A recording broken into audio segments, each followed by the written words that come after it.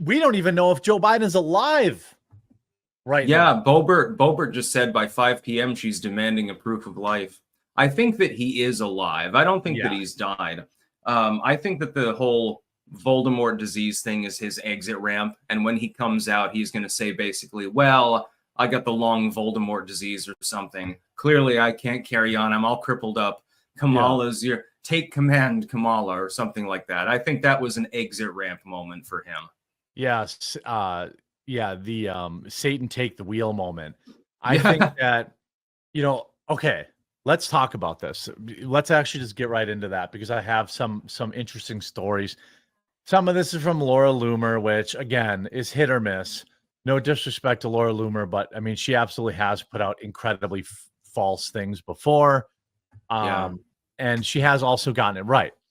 She's like she does get kudos. She does get kudos for chaining herself to Twitter HQ back before the Elon era.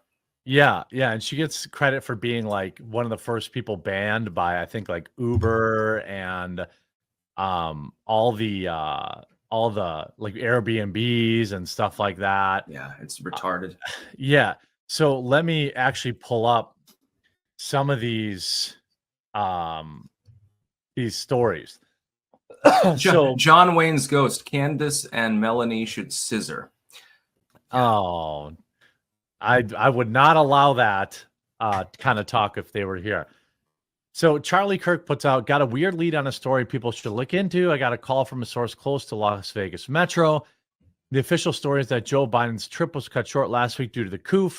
However, according to this source, U.S. Secret Service informed Las Vegas Metro that there was an emergency situation involving Joe Biden in a close and to close necessary streets so that POTUS could be transported immediately to University Medical, which they began to do in earnest. Then, mysteriously, there was a stand-down order, and the Secret Service informed local Vegas PD that they were going to medevac POTUS to Johns Hopkins, which this does line up a little bit with Laura Loomer's story last week that there was some sort of medical emergency on Air Force One. I did see that, yeah.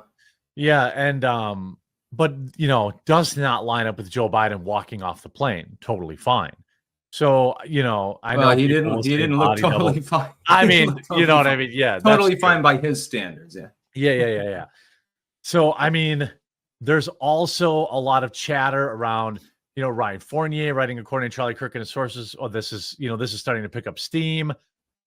Did he have a medical emergency? I totally believe that that's possible.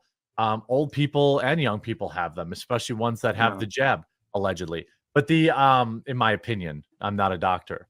But it's possible. I think it's more likely that simply the mutiny within the party has forced him out. That is that Kamala and her people conspiring with the Obamas, apparently, which is hilarious, have managed to stage have managed to stage effectively an in-party coup. And I like it how I think it was Salon earlier was saying, or it was actually Wired, I think. I was saying like far-right conspiracy theorists are saying that there was a palace coup involving Kamala Harris. And I'm like, dude, dozens and dozens of congressional Democrats, several governors, mayors, and others have already come out and unbacked Joe Biden. How would you define that? How is that a secret? How is this a conspiracy theory? What else are you supposed to label it? Exactly. And he could have had, any type of weird medical thing that happened. I mean, like Mitch McConnell with like one of those strokes that happened. Although generally, if you have one, they don't want to cram you on an airplane right away, as far as I understand. He came out with his blackened hands, and then since then he's had like 3 absent seizures, and it's a gerontocracy. What do you make of this letter? Even, I mean, I don't think either one of us believes that the letter he wrote. He didn't write this letter. He may have dictated it.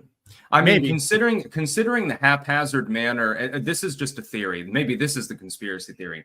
Considering the haphazard manner in which they're handling the fallout from the situation, maybe we were wrong.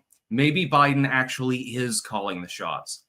And that brings about the secondary question of, if he's really that fucking fucked up, why is he leading the country and hasn't resigned?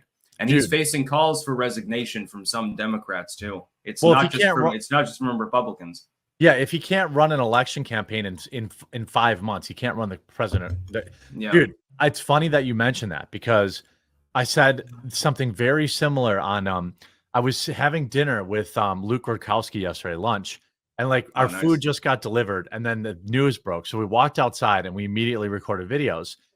And I speculated that Biden was actually, so I don't think anyone would really argue too hardly that Joe Biden isn't really in control. And I mean, at least that's been long thought for a while. Yeah, Now, at least for the last 2.5 years. Maybe at first, but at some point they told him, "Hey, Joe, calm just down." sit back. Yeah, yeah. Go get your ice cream and go to bed, buddy. His bran The- muffin. Yeah, but then like I had the same thought, dude. Like, what if he actually was like, "No, dude, I'm fine. I'm gonna take control. I'm gonna show America that I'm here. I'm going to make some decisions. I'm going to do this and that." And that the powers that be that have enjoyed essentially a scenario where mom and dad are gone and the babysitter's busy making out with her boyfriend on the couch, they've been doing whatever they wanted for the past however many months, years, perhaps. And once Joe Biden was like, all right, no, they're saying I'm crazy. They're saying I can't do this. I'm going to get out there and show them, the people that have enjoyed that a level of freedom that he's been away from the desk for so long, they're the ones that are like, oh no, well, no, you won't play ball anymore. All right, you're out. Here's this letter. Yeah, what if Biden's crazy enough to not realize that he's crazy?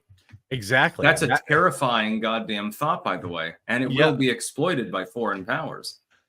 Yeah, I mean, I think that it's very likely that the people that have been enjoying unfettered access to unprecedented power didn't like that Joe Biden suddenly said, oh, wait a minute, I got to get involved here. I got to make some decisions. I got to be in front of the camera more. And they were like, well, guess what? You're no longer the president. It's my opinion that they are going to 25th him by the end of the week, or that we may see a full-scale resignation by Joe Biden in the coming days or even hours. It could happen while we're live broadcasting now. Yes, I really believe that. But it's sort of like everyone needs to keep in mind. He swore up and down until the last 24 hours, basically, he was running. I intend to be nominee. I intend to run. I intend to win. Then all of a sudden he drops out.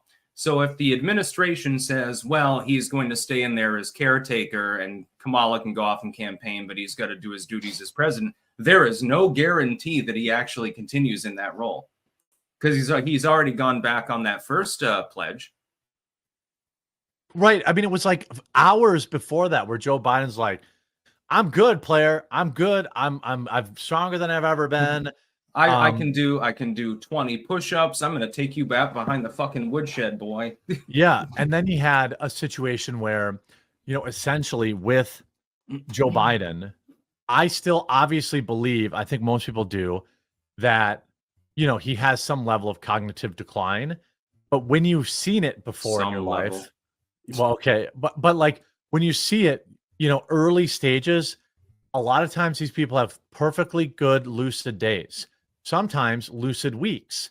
Then they get tired, then they get stressed out, and suddenly they don't know who their wife is or who the, what day it is, or who that black guy is, as Joe Biden said, or that somebody. The deep fakes of Joe Biden right now are proliferating literally everywhere. I know, and some of them are among the greatest things that I've ever seen. And I just wanted to congratulate everyone that made those. Oh my God! And by the way, if I'm not mistaken, excuse me, he said that he was going to speak to the nation last night. He didn't. Yeah, I thought so. I guess he needs a little bit more time to recover from his cough and stuff like that. Yeah, I mean the longer he does not appear before camera, the longer the worse it gets. Yeah, I mean he really needs. I don't care if he's in bed sick, and he's like, I'm a little sick, guys, but I got my ice cream for my cough. I'm good. Yeah, good. Come on, guys. Come on, man. I'm good. Like he needs to, even if it's like, like that, put him in a suit while he's in bed. Ever, I mean, the last time that the news cycle was this chaotic was 9/11. Yes. And that wasn't even fully socio-political. For the younger viewers out there, you don't remember, it was absolute balls to the wall chaos for weeks back then. we're seeing something that is at least 90% of that level of chaos right now. And you know what I also point out, as we're going to slide into some of these clips from the Secret Service here momentarily. Oh, Jesus. The other thing is, remember, okay, if you're old lumps of coal like Styx and I are, I remember by that night, okay, the incident happened, what was 8 o'clock in the morning that day. And by that night, we knew Osama bin Laden. We knew the names of the 13, most of the other people on the plane. We knew where they got the planes. We knew how they got into the country. We knew that they went to pilot school. All this stuff we knew. And we still don't have any official narrative of what happened on July 13th to Donald Trump. Nothing.